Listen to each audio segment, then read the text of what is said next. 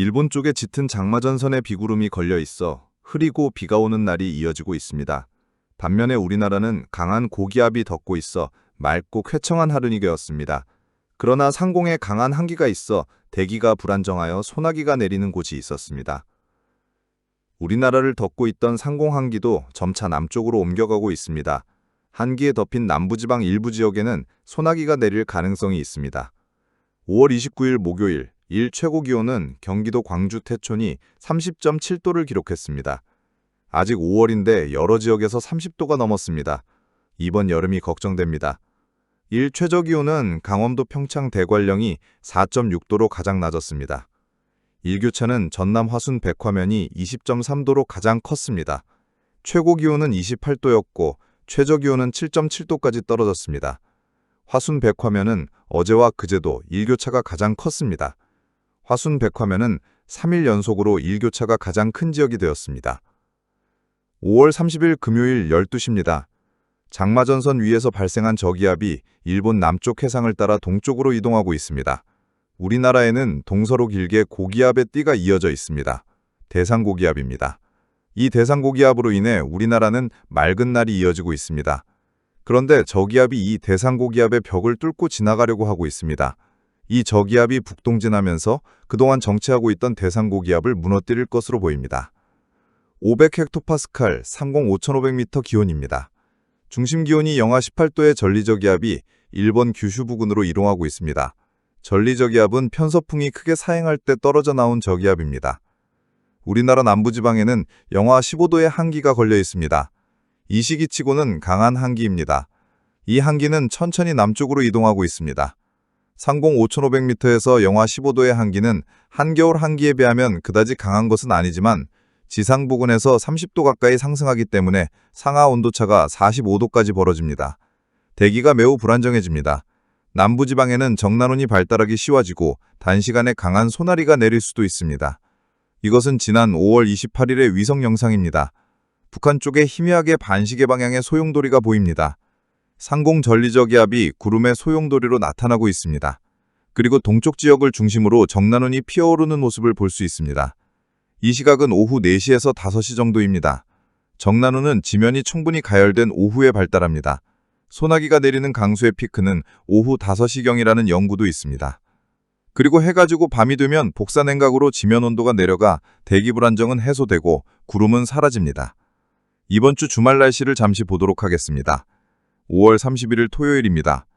저기압은 발달을 계속하면서 도쿄 앞바다까지 이동했습니다. 이 저기압이 대상고기압을 분리시켰습니다. 그중 하나가 우리나라에 남아 있습니다. 우리나라는 홀로 남겨진 고기압으로 인해 맑은 날씨가 됩니다. 야외 활동하기에 매우 좋은 날씨가 될 것 같습니다. 6월 1일 일요일입니다. 저기압은 일본 홋카이도 부근까지 이동했습니다. 이제 우리나라에 오랫동안 정체하고 있던 대상고기압은 사라졌습니다. 우리나라는 양사방에 저기압으로 둘러싸였습니다. 그러나 우리나라에 뚜렷한 고기압의 표시가 나타나고 있지는 않지만 실제로는 기압이 높은 고기압 능이 형성되어 있기 때문에 이날까지는 비교적 맑은 날씨가 이어질 것으로 보입니다. 지상에서는 고기압이 직접적으로 관측되지 않지만 상층에서는 기압의 능선이 우리나라를 중심으로 놓여 있어 안정적인 날씨를 유지하고 있는 것입니다. 하늘에는 간간히 높은 구름이 퍼져 있습니다. 이러한 높은 구름은 비를 동반하지는 않지만 강한 자외선을 차단해주는 역할을 해 시민들의 야외 활동에 도움을 줄 수 있을 것으로 예상됩니다. 6월 2일 월요일입니다. 새로운 한 주가 시작되는 날인데요.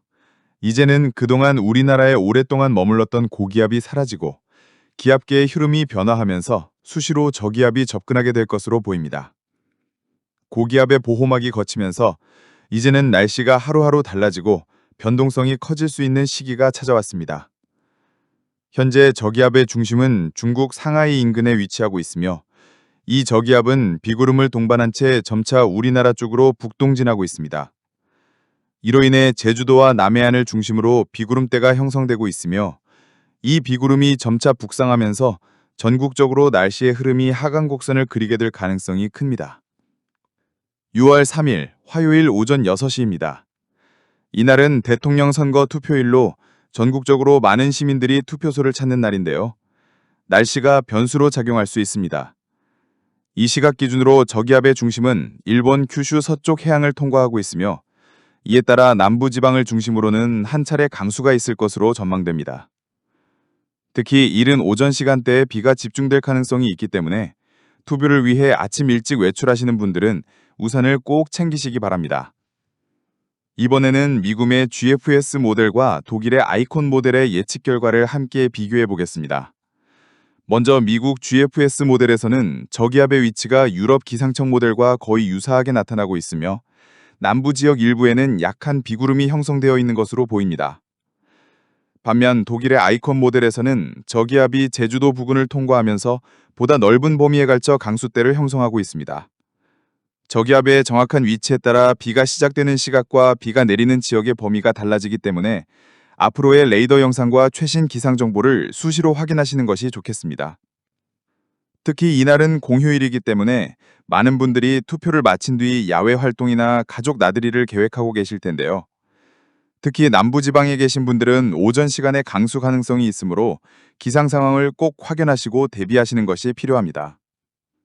한편 일본 기상청이 향후 1개월간의 기후 전망을 발표했습니다.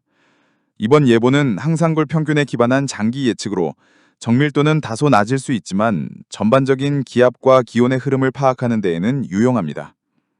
예보 기간은 5월 31일부터 6월 27일까지의 4주간입니다. 먼저 500헥토파스칼 고도를 보겠습니다. 이 고도는 대기의 중상층의 흐름을 보여주는 지표인데요. 푸른색이나 하늘색은 고도가 낮아 찬 공기가 머무르고 있다는 뜻이고 노란색과 붉은색은 고도가 높아 따뜻한 공기가 지배하고 있음을 의미합니다. 이번 예보에서 북극 부근의 고도는 낮게 나타나고 있습니다. 이것은 정의 북극 진동 현상이 지속되고 있음을 의미하는데요. 이 패턴이 유지될 경우 북극의 찬 공기는 고위도에 머무르게 되어 우리나라를 포함한 중위도 지역으로 한기가 내려오기 어려운 구조가 됩니다. 다음은 850헥토파스칼 고도의 기온 변화를 보겠습니다. 이 기온은 지상 기온에 직접적인 영향을 미치기 때문에 여름철의 더위와 밀접한 관련이 있습니다. 분석 결과 우리나라를 비롯한 동아시아 동쪽 지역의 기온이 대체로 평년보다 높은 경향을 보이고 있습니다. 이는 앞서 살펴본 500헥토파스칼 고도의 높은 기온상과 연관이 있으며 중상층의 따뜻한 공기가 하층 기온 상승으로 이어지는 구조입니다. 우리나라는 평년에 비해 약 1도 정도 높은 수준이 될 것으로 전망되고 있습니다. 폭염이 우려되는 올여름 1도 정도의 상승이라면 아직까지는 견딜만한 수준이겠지만 국지적으로는 더 높은 기온이 나타날 가능성도 있어 주의가 필요합니다. 이어서 지상기압 분포도를 보겠습니다. 연한 하늘색은 저기압, 베이지색은 고기압을 의미합니다. 우리나라를 포함한 동아시아 지역이 전반적으로 평년보다 기압이 낮은 경향을 보이고 있습니다. 이것은 앞으로 한 달간 우리나라 부근을 통과하는 저기압의 빈도가 다소 많아질 수 있음을 암시합니다. 그에 따라 강수량이 증가할 수도 있습니다. 한편 태평양 고기압의 일부가 점차 우리나라 남쪽으로 확대되고 있는 모습이 관측되고 있습니다. 현재는 일본 남쪽 해상에 장마전선이 형성되어 있습니다. 시간이 지나면서 태평양 고기압이 점차 세력을 넓히고 이 장마전선을 북쪽으로 밀어올리는 시기가 다가오고 있습니다. 기후 모델에 따르면 6월 말의 경에는 우리나라도 본격적인 장마철로 접어들 가능성이 높습니다. 이에 따라 습도는 높아지고 국지성 호우나 집중호우에 대한 대비도 필요해질 것입니다.